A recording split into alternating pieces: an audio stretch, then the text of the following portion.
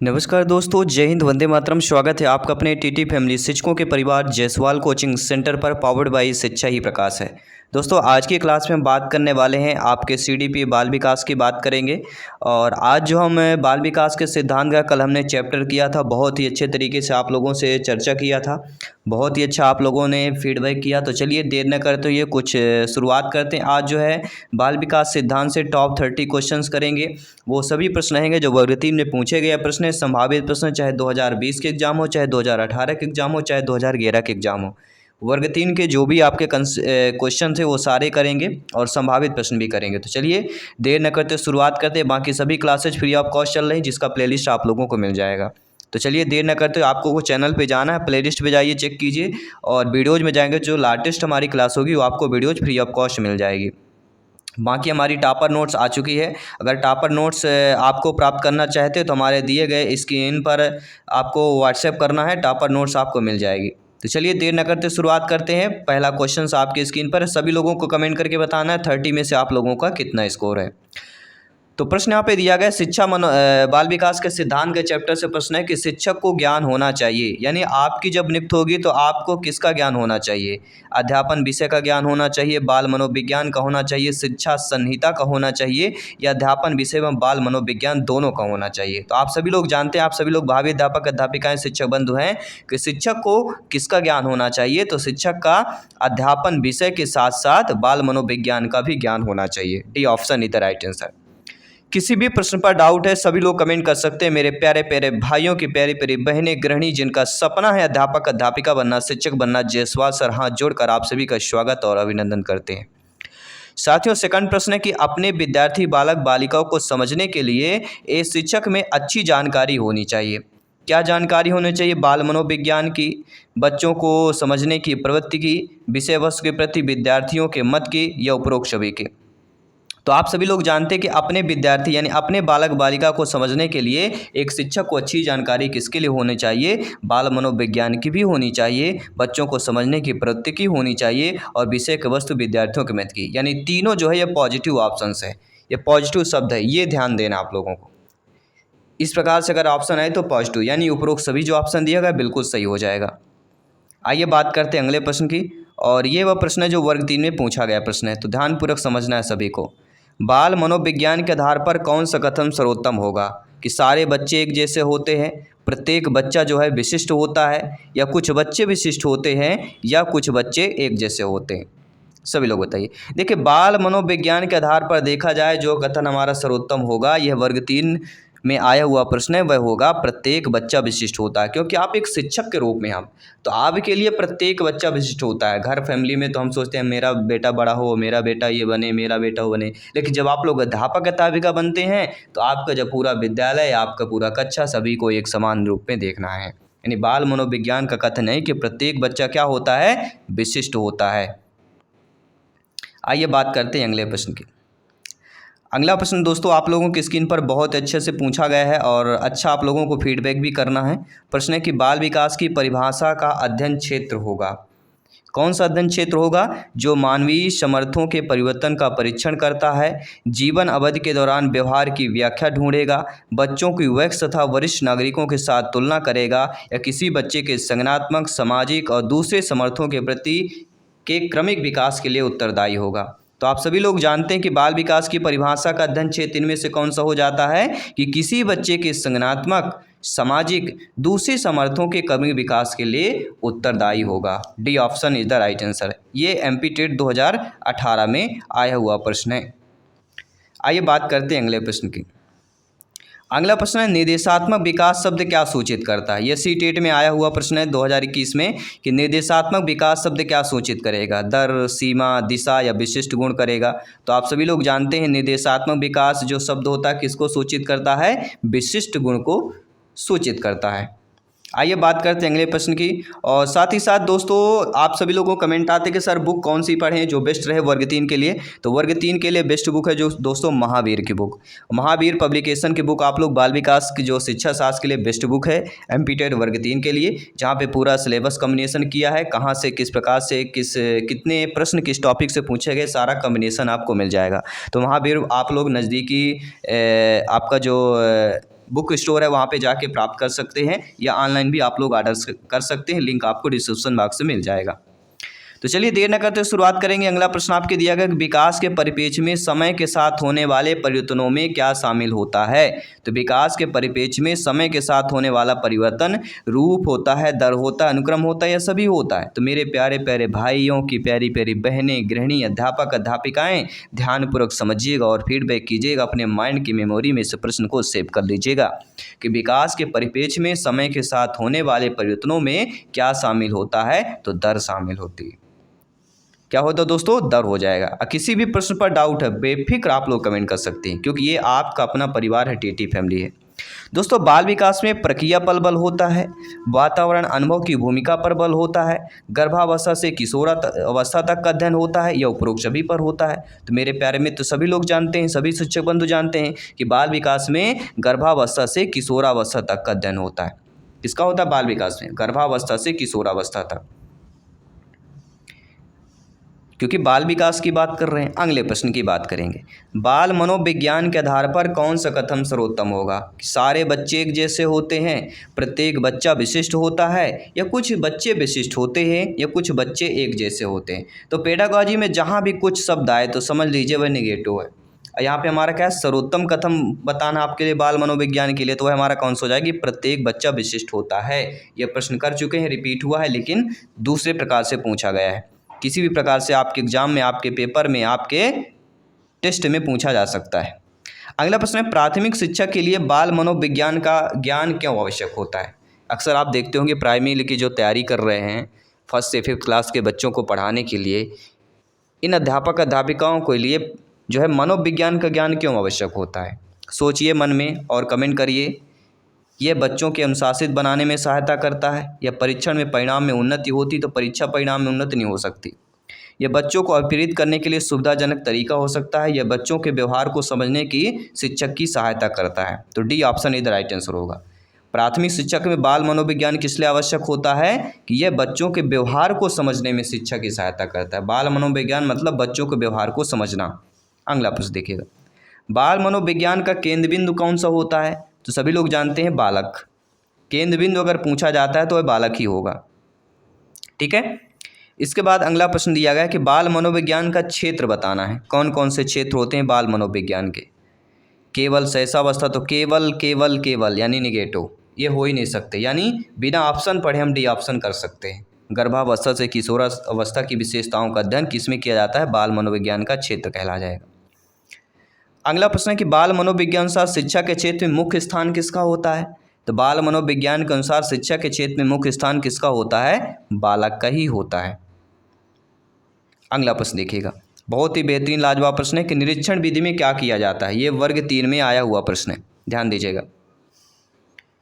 वर्ग 3 में आया हुआ पूछा गया प्रश्न है कि निरीक्षण विधि में क्या किया जाता है? तो निरीक्षण विधि में दूसरों का अध्ययन, दूसरों के व्यवहारों का अध्ययन। भाई आप जाते हैं, कहते हैं किसी का निरीक्षण करने आए हैं, आपके विद्यालय में डीओ साहब निरीक्षण करने आए हैं, कलेक्टर साहब आए हैं, एसडीएम साहब आए हैं। तो निरीक्षण मतलब क्या हो गया? दूसरे के व्यवहारों का अध्ययन करना, जांच पड़ताल करना, क्या चीज़ें सही हो रही हैं नहीं हो रही। अगला प्रश्न, केस अध्ययन विधि के संबंध में क्या सही नहीं होता? केस स्टडी विधि आपने पढ़ा ही होगा, ठीक है, प्राइमरी के लिए इम्पोर्टेंट होती है। तो केस स्टडी विधि में या केस अध्ययन विधि में क्या सही नहीं होता? यानी इसमें क्या सही होता है कि यह एक वैज्ञानिक विधि है। दूसरी बात, यह सरल और सस्ती होती है। तीसरी बात यह है कारण का पता लगाकर समस्याओं का निदान करती है। यानी कारण का पता लगाकर समस्याओं का निदान किस विधि के द्वारा किया जाता है?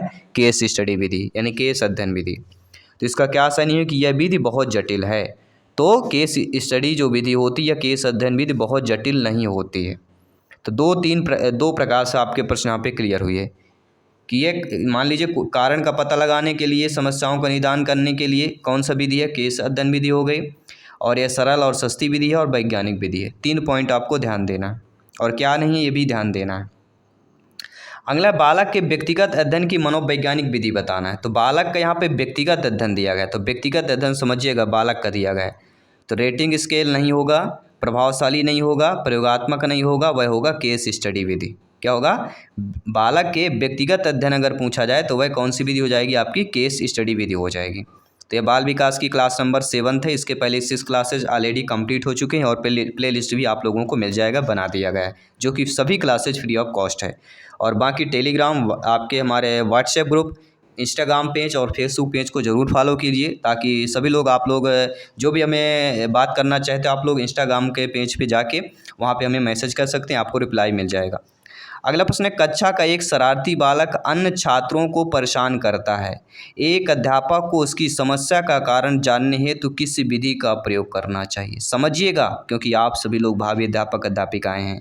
तो कक्षा का एक कैसा है, शरारती बालक है, ये अक्सर आपको मिलेगा, और अन्य छात्रों को परेशान करता है। तो एक अध्यापक को उसकी समस्या का कारण जानना है कि क्यों परेशान करता है, तो किस विधि का प्रयोग करके आप कारण जानना चाहेंगे, वह कहलाएगी व्यक्तिगत अध्ययन विधि, क्योंकि वह एक शरारती बालक है, सभी बच्चे नहीं हैं, एक शरारती, तो वह आपका व्यक्तिगत अध्ययन विधि हो जाएगी।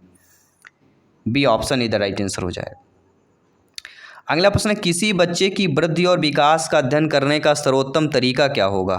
तुलनात्मक, विकासात्मक, सांख्यिकी या मनोविश्लेषणात्मक? सभी कमेंट कीजिएगा मेरे प्यारे प्यारे भाइयों की, प्यारी प्यारी बहनें, गृहिणी, सभी मित्रों को जय हिंद, वंदे मातरम। साथियों, आपका एक कमेंट हमें 3 गुनी एनर्जी दे देता है। जी हाँ दोस्तों, 3 गुनी एनर्जी आपका एक कमेंट देता है, इसलिए कमेंट करते रहिए, फीडबैक करते रहिए।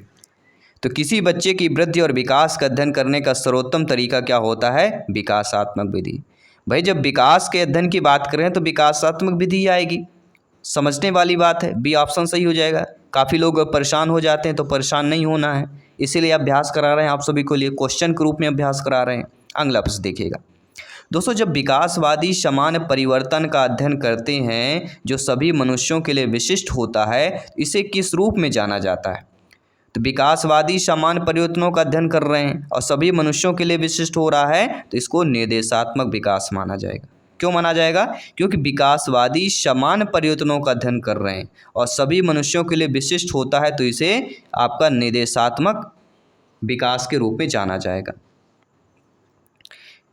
इसके बाद आइए बात करते हैं अगले प्रश्न की। बहुत ही अच्छा, बेहतरीन, लाजवाब प्रश्न पूछा गया है, और यह प्रश्न दोस्तों MP टेट 2018 में पूछा गया प्रश्न है, तो ध्यानपूर्वक समझिएगा कि एक निर्धारित समय की अवधि के लिए समान बच्चों के अध्ययन को किस अध्ययन के रूप में जाना जाता है?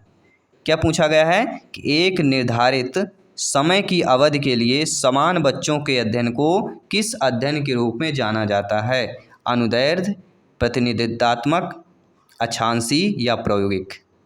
तो आप सभी लोग जानते हैं, सभी लोग ज्ञानी सर्वव्याख्याता लोग हैं, कि एक निर्धारित समय की अवधि के लिए समान बच्चों के अध्ययन को किस अध्ययन के रूप में जाना जाता है? तो अनुदैर्ध्य, लॉन्गिट्यूडनल की बात करेंगे, लॉन्गिट्यूडनल, अनुदैर्ध्य, ये शब्द आपने पढ़ा होगा, अनुदैर्ध्य, अगर आपने हमारी क्लास ज्वाइन किया होगा या फर्स्ट बार ज्वाइन कर रहे हैं तो ज़रूर पढ़ लीजिएगा। अगला प्रश्न है, खाली स्थान वह विधि है जिसमें किसी व्यक्ति को उसकी वृद्धि के दौरान एक परिवर्तनशील अवधि के लिए समान व्यक्ति का प्रेक्षण और मापन करते हुए अध्ययन किया जाता है।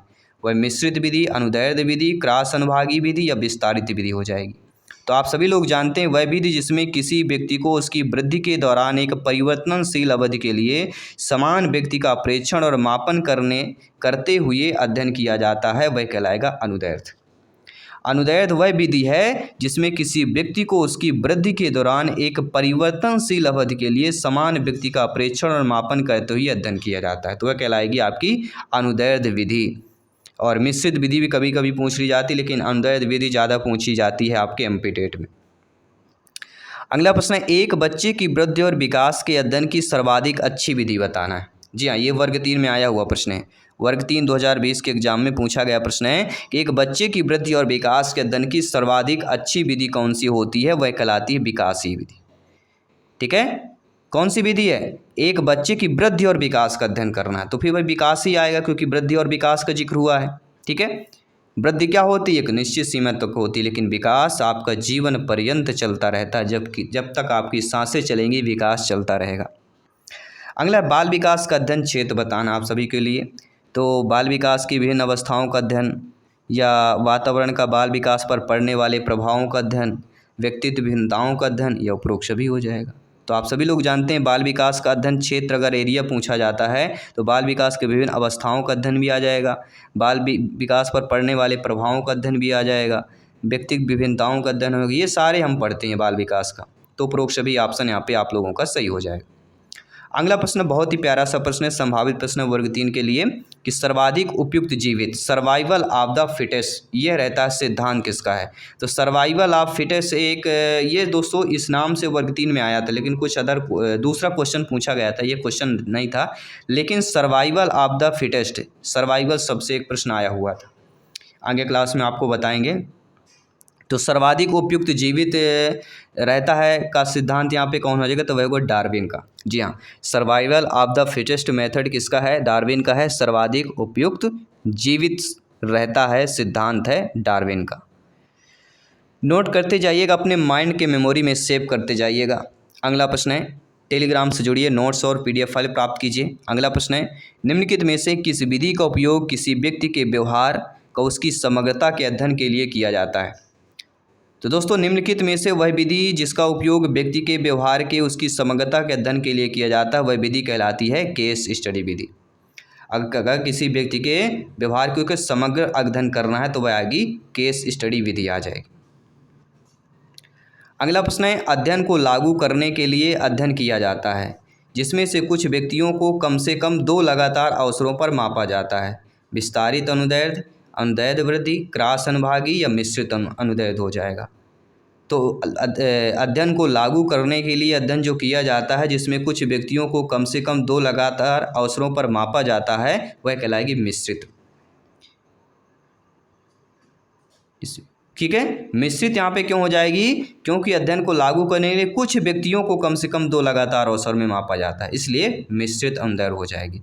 तो मिश्रित अनुदैर्ध्य की बात करें, अनुदैर्ध्य वृद्धि की बात करें, सारा कुछ आपको A to Z बता रहे हैं, यानी किसी भी प्रकार से प्रश्न आए आपसे 1 से 1% बनना चाहिए, 100% बनना चाहिए आप लोगों से। और आज ये वादा कर लीजिए, शपथ ले लीजिए कि वर्ग 3 एग्जाम को फतेह करना है। अगला प्रश्न, व्यवहारवादियों द्वारा प्रयुक्त अध्ययन की पद्धति बताना है। देखिए व्यवहारवादियों का जिक्र हुआ है तो कहीं ना कहीं अवलोकन की बात आएगी। व्यवहारवादियों का जिक्र हुआ है तो व्यवहारवाद के जनक कौन है? सभी लोग जानते हैं वाटसन है, और अक्सर पूछा जाता है। तो कल हमने महत्वपूर्ण जो सिद्धांत के उनके प्रवर्तक है उनकी भी क्लास में हमने क्वेश्चंस किया था। अगर आपने ज्वाइन किया होगा कल की क्लास तो आपने समझ लिया होगा, वही सिद्धांत पूछे जाएंगे वर्ग 3 में। निम्नलिखित में से कौन सा विकास का सिद्धांत नहीं? तो हमने पढ़ा है भैया विकास में निरंतरता का सिद्धांत, विविधता का सिद्धांत, एकीकरण का सिद्धांत पढ़ा है, लेकिन विशिष्ट से समान क्रियाओं का सिद्धांत हमने नहीं पढ़ा। ठीक है, तो फर्स्ट ऑप्शन निगेटिव होगा, बाकी ये सारे आपके सिद्धांत हो जाएंगे। अगला प्रश्न है, प्यारा सा प्रश्न है कि एक बालक पहले पूरे हाथ को, फिर उंगलियों को, फिर हाथ और उंगलियों को एक साथ चलाना सीखता है। यह उदाहरण वृद्धि और विकास के किस सिद्धांत को वर्णित करता है? और यह वर्ग 3 में आया हुआ प्रश्न है। ठीक है, किस में आया हुआ है? आपके वर्ग 3 में आया हुआ प्रश्न है, तो ध्यानपूर्वक समझना है और फीडबैक करना है। तो एक बालक पहले पूरे हाथ को, फिर उंगलियों को तथा फिर हाथ और उंगलियों को एक साथ चलाना सीखता है। यह उदाहरण वृद्धि और विकास के किस सिद्धांत की ओर इंगित कर रहा है? तो यह एकीकरण के सिद्धांत को। यहाँ निरंतरता नहीं कर रहा है, क्या हो जाएगा? एकीकरण हो जाएगा। ठीक है, तो निरंतरता कहाँ करना है हम आपको आगे बताएंगे। निम्नलिखित में से कौन सा विकास का सिद्धांत नहीं है? देखिए विकास आनुवंशिकता पर्यावरण दोनों के द्वारा प्रभावित होता है, बिल्कुल सही बात है। विकास सार्वभौमिक है तथा सांस्कृतिक संदर्भ में इसे प्रभावित नहीं करता, तो विकास सांस्कृतिक संदर्भ में प्रभावित करता है, तो ये आपका भी सिद्धांत नहीं होगा। विकास जीवन पर्यंत होता है, बिल्कुल सही बात है। विकास परिवर्तन होता है, बिल्कुल सही बात है। तो फर्स्ट, थर्ड और फोर्थ ये हमारे बाल विकास के सिद्धांत है, लेकिन सेकंड आपका विकास का सिद्धांत नहीं है। और ये पूछा जा रहा है तो according to question B option is the right answer हो जाएगा। और आज की क्लास का 30वां प्रश्न है, इसके बाद एक मॉक क्वेश्चन भी करेंगे आप सभी के लिए। तो निम्नलिखित में से कौन सा विकास का सिद्धांत नहीं है? विकास तुलनात्मक रूप से क्रमिक होता है। विकास समय के साथ धीरे धीरे घटित होता है। विकास की सटीक गति प्रकृति जन्म के समय ही निर्धारित हो जाती है, या व्यक्ति अलग अलग गति से विकास करता है। तो विकास के सिद्धांत क्या नहीं है? तो विकास तुलनात्मक रूप से क्रमिक होता है, तो क्रमिक शब्द दिया गया जो कि पॉजिटिव है। विकास समय के साथ धीरे धीरे घटित होता है, ये भी बात का सही दिया गया। विकास की सटीक गति प्रकृति जन्म के समय निर्धारित हो जाती है, तो ये नहीं, विकास निर्धारित नहीं होती है किसी भी व्यक्ति पर। तो ये आपका सिद्धांत नहीं होगा।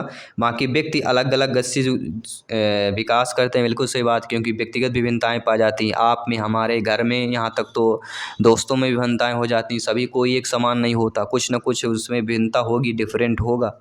ठीक है, चलिए आज आइए बात करेंगे आप सभी के लिए मॉक क्वेश्चन के रूप में क्या प्रश्न आया है। मॉक क्वेश्चन के रूप में प्रश्न है कि शरीर के केंद्रीय भाग से परिधियों का आग्रांगों की ओर का विकास क्या दर्शाता है। विकर्णी विकास के सिद्धांतों को, विकेंद्रीकृत विकास के सिद्धांतों को, मध्य बाह्य विकास के सिद्धांतों को, शोपनी विकास के सिद्धांतों को। ये एमपीटेट वर्ग 2 में आया हुआ प्रश्न है। तो शरीर के केंद्रीय भाग से परिधियों या आग्रांगों की ओर का विकास क्या दर्शाता है, ये कमेंट करके बताना है। इस मॉक क्वेश्चन का आंसर आपको कमेंट करना है, और साथ ही साथ 30 में से आप लोगों को कितने स्कोर प्राप्त हुआ ये भी आप लोगों को कमेंट करना है। और डेली हमारी 7 to 7:30 PM में क्लास CDP बाल विकास की होती है, तो सभी लोग ज्वाइन कीजिए, प्रिपरेशन को मजबूत कीजिए और इस बार 101% एग्जाम को फतेह कीजिए। तो धन्यवाद सभी का। जय हिंद, वंदे मातरम।